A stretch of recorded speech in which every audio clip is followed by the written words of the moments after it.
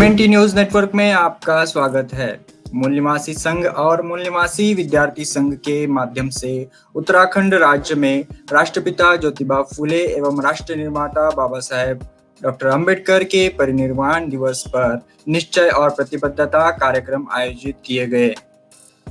उत्तराखंड के हरिद्वार जिले में हुए इस अभिवादन कार्यक्रम में मूल निवासी विद्यार्थी संघ के राष्ट्रीय अध्यक्ष इंजीनियर ललित कुमार ने संबोधित किया। इस कार्यक्रम में उन्होंने कहा कि केंद्र सरकार ने किसानों के खिलाफ जो बिल लाए हैं उनका हम विरोध करते हैं। कार्यक्रम में भारी संख्या में विद्यार्थी, युवा और नागरिक सहभागी हुए। इंजीनियर ललित कुमार ने उपस्थित समुदाय को अपने जोशीले भाषण से न केवल प्रबोधित किया बल्कि उन्हें चेताया। आइए सुनते हैं उनके विचार।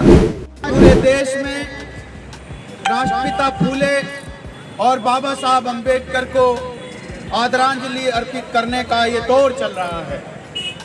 शायद ये दौर आगे भी ऐसे ही चलता रहेगा। हम लोगों ने अपने पुरखों के आंदोलन को आगे बढ़ाने का संकल्प लेना चाहिए। इसीलिए मूल निवासी संघ और मूल निवासी विद्यार्थी संघ के कार्यकर्ताओं ने अपने संगठन शक्ति के आधार पर अपने क्षेत्रों में ये संकल्प समारोह का आयोजन किया।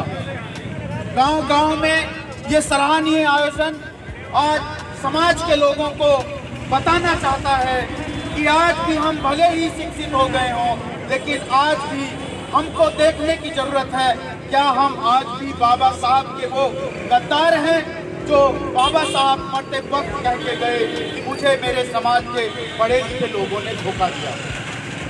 क्यों कहा? क्योंकि जिस बाबा साहब ने कहा मेरे समाज के लोगों शिक्षित बनो, जिस फूले ने शूद्र अतिशूद्र समाज के लोगों के लिए, गुलामों के लिए पहला स्कूल 1848 में खोलकर शिक्षा के द्वार खोले, हम राष्ट्रपिता फूले को भूल जाते हैं।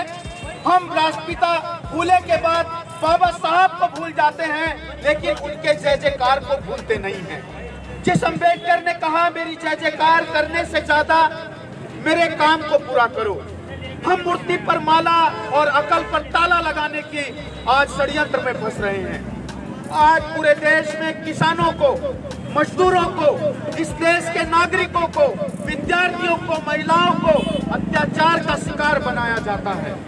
वही किसान जिसकी आजादी के लिए राष्ट्रपिता फूले ने किसान का कोड़ा लिखा था, वही किसान का कोड़ा राष्ट्रपिता फूले ने उन बुज़दिलों पर, उन जालिमों पर मारने का इशारा किया था जो किसान लोगों पर अत्याचार करेंगे। तो कहा था फूले साहब ने उन अत्याचारियों पर ये किसान का कोड़ा जो मैं लिख कर जा रहा हूँ, जो बता कर जा रहा हूँ, ये तुमको मारना होगा। उन्हीं मजदूरों को बाबा साहब ने जो श्रम कानून बना के अधिकार दिए थे, निम्नतम अधिनियम 1968 में भी आज मजदूरों को वो अधिकार नहीं मिलते हैं। आज मजदूरों को 2000, 5000, 4000 में एक बंधुआ मजदूर नहीं, जन्मजात मजदूर बनाने का इस देश में कुप्रथाएं लागू हैं। हमको आज वो बात सर छोटू राम की याद आती है। उन्होंने कहा था मेरे भोले किसान मजदूर, एक तो तू बोलना सीख ले और दूसरा तू दोस्त और दुश्मन की पहचान कर ले। हम लोग दोस्त के भी साथ रहना चाहते हैं और दुश्मन के भी साथ रहना चाहते हैं।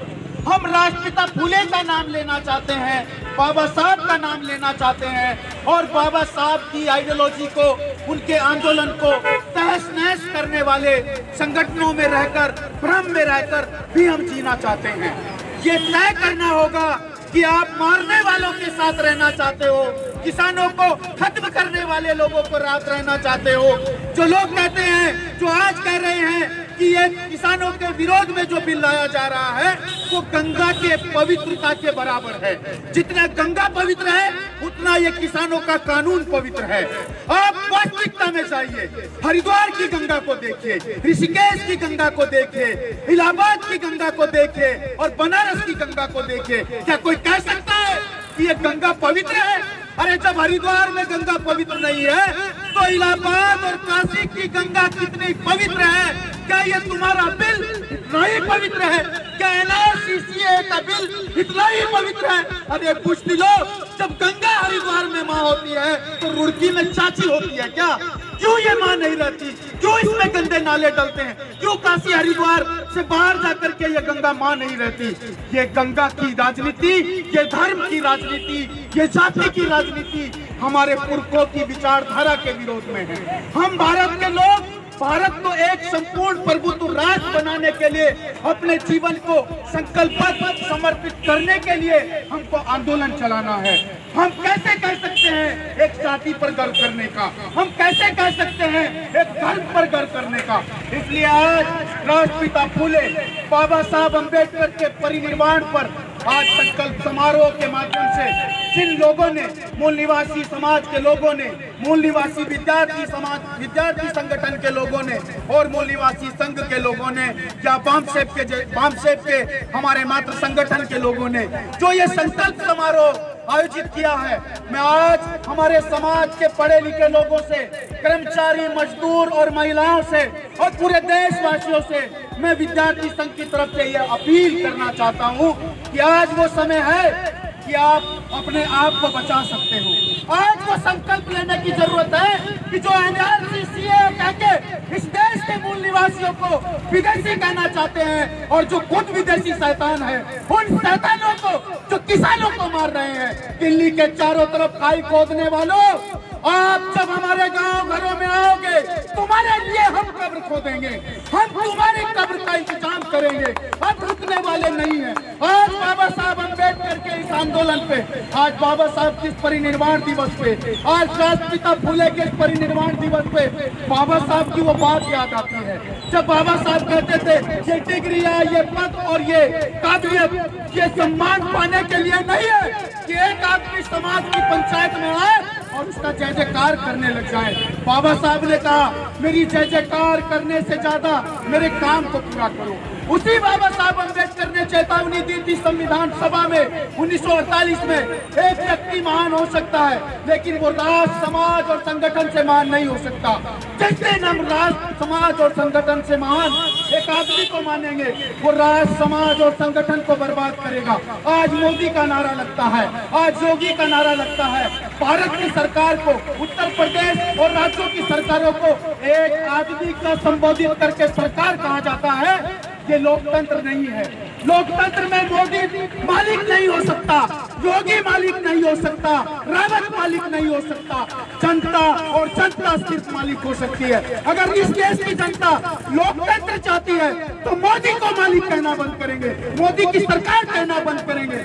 ये भारत की सरकार है और कान पकड़ के इन नेताओं को जो संसद में चुप बैठते हैं, जो विधानसभा में चुप बैठते हैं, जो किसानों की गलियों से बेवकूफ बना के सांसद बन गए, आज वो हेमा मालिनी कहाँ है जो चुनाव में गेहूं काट रही थी, धान काटने के नौटंकियां करती है। अब वो किसानों के साथ उस भाई के पास क्यों नहीं बैठी जहाँ सिंधु राष्ट्र में, सिंधु बॉर्डर पे हमारे किसान भाइयों को, हमारे मजदूरों को ठंडी में बर्फ से जमी टेंट के नीचे सोना पड़ रहा है। कहाँ गए वो नेता सबका साथ सबका विकास वाले जिन्होंने बेटियों की 3.5 लाख बेटियों की हर साल इज्जत लूटी? कहाँ गए वो कानून जो कह रहे थे निर्भया जैसे आज भी हर रोज 105 तक बलात्कार, 105 गैंग रेप होते हैं? फिर क्यों हमको कोरोना योद्धा कह के हमारे हाथों में झाड़ू देने वालों से पूछो कि अगर हम कोरोना योद्धा हैं तो क्यों हमको परमानेंट रोजगार नहीं देते? क्यों हमें सफाई कर्मचारी बनाते हो? हमारी माँ रोज सुबह उठ के, मेरी माँ रोज सुबह उठ के, मेरी बहन रोज सुबह उठ के अपने घर में देखती नहीं, अपने बच्चों का मुंह नहीं धोती, अपने बच्चों का खाना नहीं देती, इस देश की सड़कों पे झाड़ू लगाती है, इस देश को गुलिस्ता बनाती है। और एक वो माँ जिसका बच्चा अगर रोड पे कदम रख दे तो बेटा गंदा हो जाएगा कहती है। वही लोग जो गाय का गोमूत्र पीते हैं, गाय का गोबर खाते हैं, गाय के मूत्र में नहाने वाले लोग आज इस भारत को गुलिस्ता बनाने वाली माँ और बेटी को क्यों अपनी माँ और बेटी, इस देश की बेटी नहीं कहते? एक कोरोना योद्धा की बेटी का बलात्कार होता है तो मीडिया चुप हो जाती है। जब सोशल मीडिया पे मुद्दा बनता है तो मीडिया भौंकना शुरू करती है।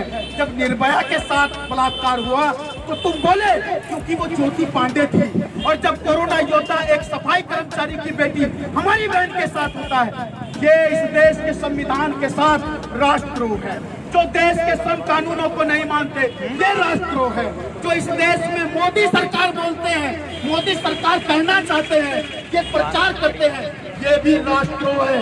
जो भारत को भारत नहीं हिंदुस्तान कहने का षड्यंत्र करते हैं। भारत के संविधान में इंडिया दैट भारत पहले अनुच्छेद में लिखा है। भारत के प्रस्तावना में हम भारत के लोग लिखा है। फिर कैसे इस भारत के लोग, आज शर्म आती है बाबा साहब के इस परिनिर्वाण पर कि पढ़े लिखे लोग भी आज अपने आप को, जिस बाबा साहब ने कहा कि हम शुरू में और अंत में सिर्फ भारतीय हैं, आज हम लोग द ग्रेट चमार कहते हैं, द ग्रेट गुजर कहते हैं, द ग्रेट जाट कहते हैं, द ग्रेट मुसलमान, the great Hindu, the great ईसाई, द ग्रेट सिख अगर कहेंगे तो ये देश टुकड़ों टुकड़ों में बटेगा। ये देश एजुकेशन पॉलिसी के षड्यंत्र से भाषावाद में बटेगा।